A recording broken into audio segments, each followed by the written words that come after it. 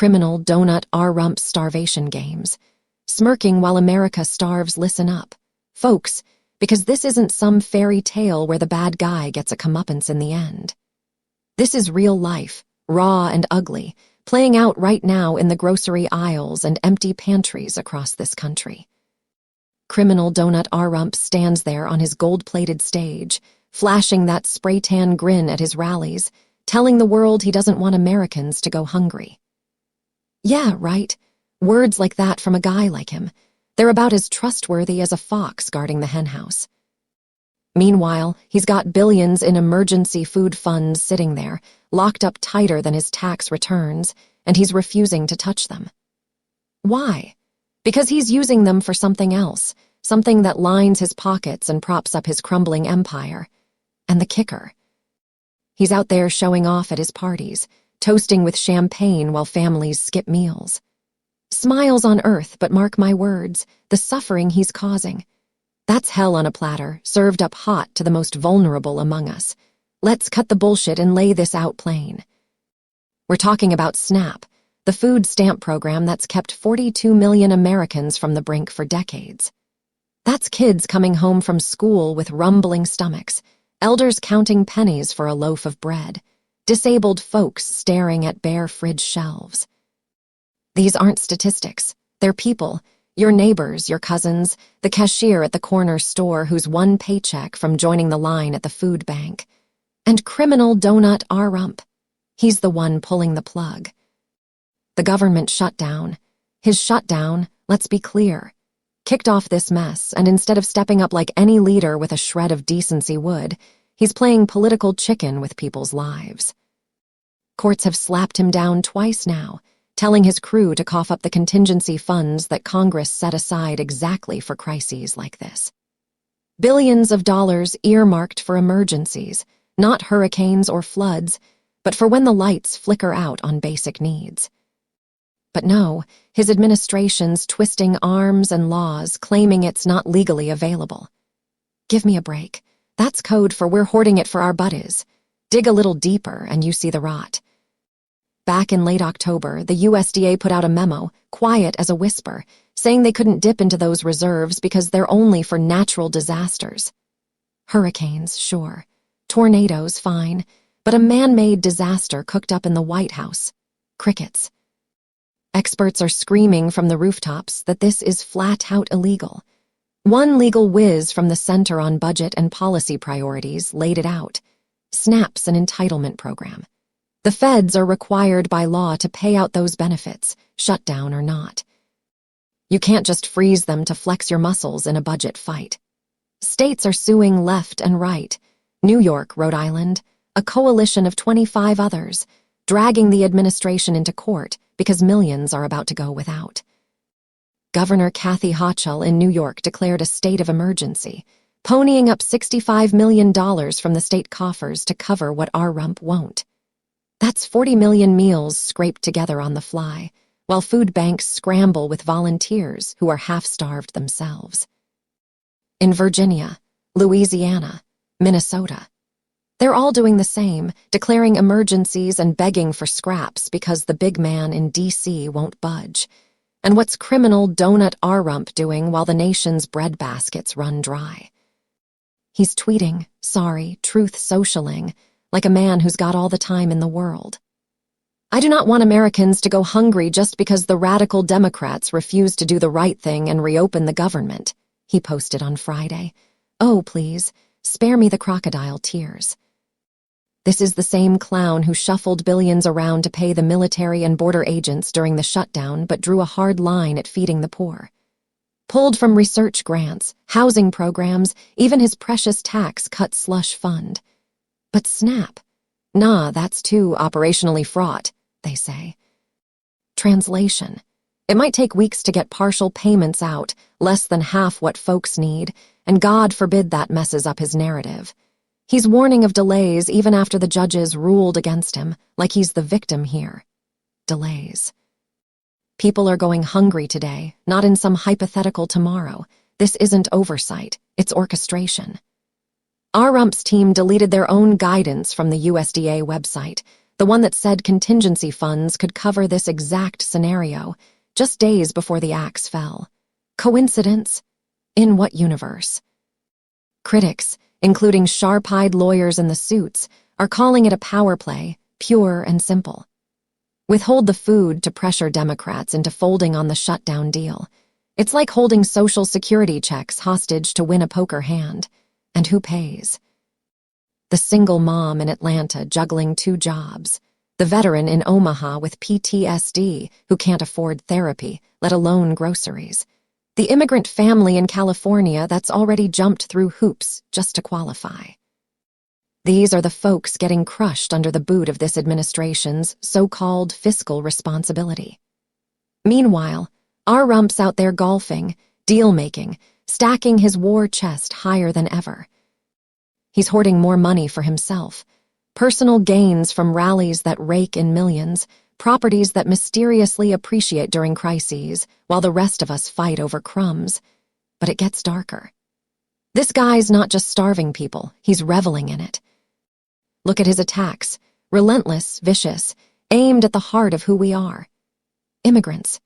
He paints them as invaders, criminals sneaking in to steal our jobs and welfare when the truth is they're the backbone of our farms, our construction sites, our elder care homes.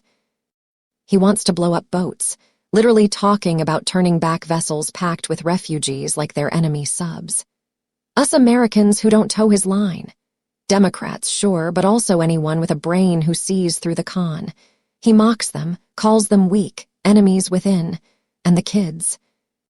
God, the way he sneers at programs that feed schoolchildren, cutting corners on free lunches like it's a joke.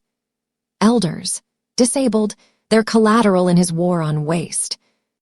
He gets off on their suffering.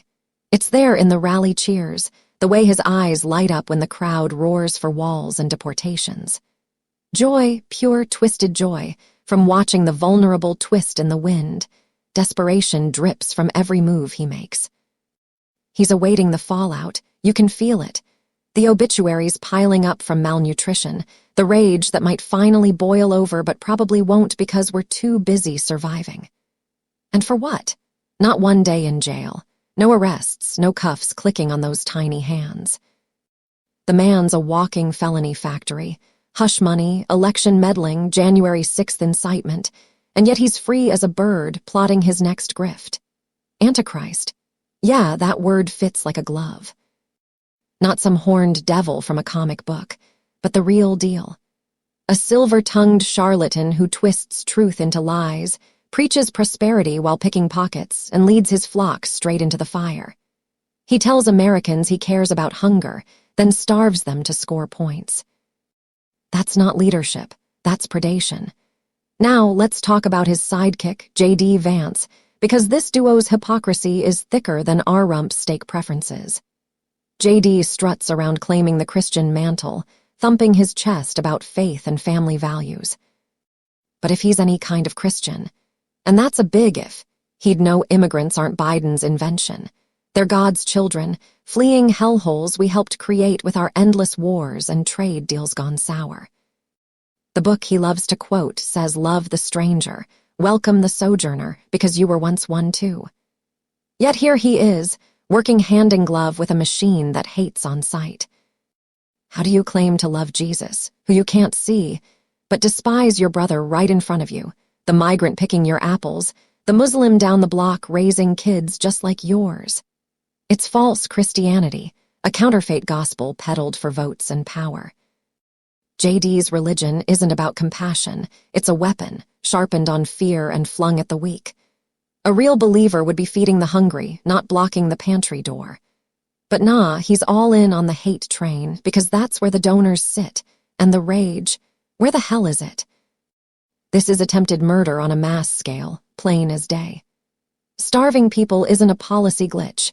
It's a high crime, a deliberate choice to let bodies weaken, spirits break, futures shatter.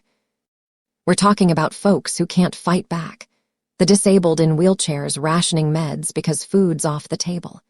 Elders with dementia forgetting their last full meal.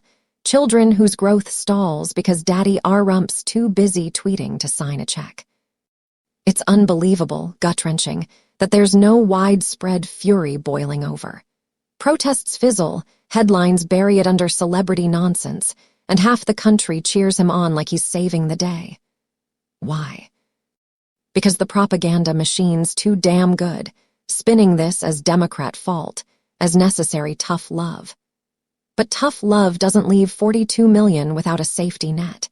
It doesn't declare emergencies in blue states while red ones pretend it's fine. Walk with me through a day in this nightmare. Picture Maria in Queens, New York, a single mom with 3 kids, working nights at a diner that barely pays the rent. She's got her SNAP card loaded every month, buys the basics: milk, eggs, rice to stretch into dinners. Come November 1st, nothing. Card's dry. She hits the food bank at dawn, line wrapping around the block, volunteers handing out dented cans and day-old bread. Her youngest, 5 years old, asks why there's no chicken tonight. Maria lies, says it's a special rice night. Meanwhile, criminal donut R-Rumps at Mar-a-Lago, schmoozing donors over lobster thermidor, laughing about how the libs are melting down. That's the disconnect, the pure evil of it. He's not just allowing starvation, he's engineering it, step by calculated step. Or take Earl in rural Ohio, a vet with a bad back from Nam, living on a fixed income that SNAP supplements just enough for his meds and microwave meals. Shutdown hits, benefits vanish. He skips doses to afford the food, pain flares up like fire. Calls his congressman, some R-Rump toady who parrots the line about fiscal cliffs and Democrat obstruction. Earl hangs up, stares at the wall, wonders if this is how it ends. Not with a bang, but a hunger pang. Across the heartland, stories like his multiply, furloughed feds raiding pantries they used to stock, families pooling coupons like it's the Depression all over again. Food insecurity spikes overnight. Hospitals see more malnutrition cases. Schools report kids nodding off from empty bellies. And R-Rump?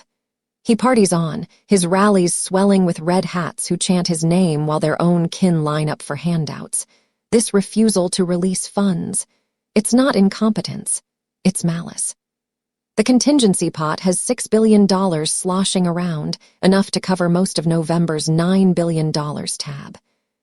But they won't touch it. Instead, they're floating half measures, partial payouts that might not hit till December, if ever.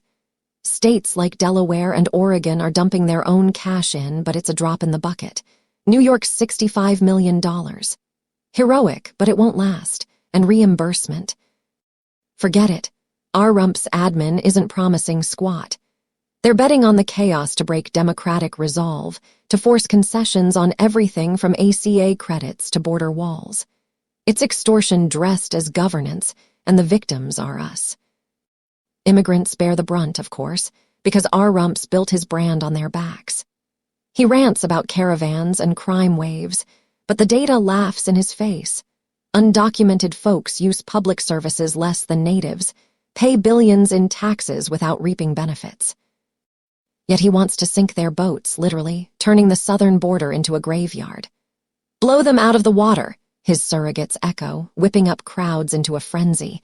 Joy from suffering, that's his drug. He attacks us Americans too, the ones who dare vote blue or speak out. Democrats are. Vermin, he says, echoing dictators he admires. Children. Their futures are bargaining chips in his endless culture wars. Elders and disabled, invisible until they vote, then expendable. He hoards wealth like a dragon, his net worth ballooning through shady deals, foreign emoluments, rally cash grabs while the rest scrape by. Desperate for the end game, waiting for the toll. Suicides from despair, heart attacks from stress, quiet deaths in unlit homes. J.D. Vance, that hillbilly elegy turned hatchet man, enables it all under a cross. If Christianity means anything, it's the least of these, the hungry, the stranger, the sick. But J.D.'s version, it's prosperity for the powerful, crumbs for the crowd. He hates what he sees in the mirror, the brother from Guatemala harvesting his Ohio crops, the sister from Syria nursing his ailing folks. False faith, weaponized for the ballot box. How does a man kneel in church on Sunday and plot deportations on Monday? Easy when you're God's mammon, not the meek. The unbelievable part, the silence. No torches in the streets, no general strike. We're rage-fatigued, beaten down by 4 years of this circus. But it shouldn't be this way. Starvation as policy, it's treason against humanity, high crime, hell yes, impeachable a dozen times over. Attempted murder. Charge the lot of them. Yet no cuffs, no bars, just more rallies, more lies. We can't let this slide. Criminal donut our rump starvation games end when we say so. Demand the funds now. Flood the lines, storm the squares. He's Antichrist in a suit, but we're the reckoning. Smiles fade when the mirror cracks. This piece clocks in fierce because the truth demands it. I've laid it bare, no filters, no apologies. If you're nodding along, good. If you're seething, better. MAGA crew, save your keyboard warriors, this ain't a debate club. I'm stating facts, calling shots, and moving on. The suffering's real, the fight's just starting. If this hit home, follow for more unvarnished truth, like if it fired you up, and share wide. Let the echo chamber shatter. To stay connected, hit that button and join the chorus. I appreciate every one of you standing against the tide. Love always. Santiago D.C. Maria, the queen of crowning thoughts, because I speak without filters and say it like it is.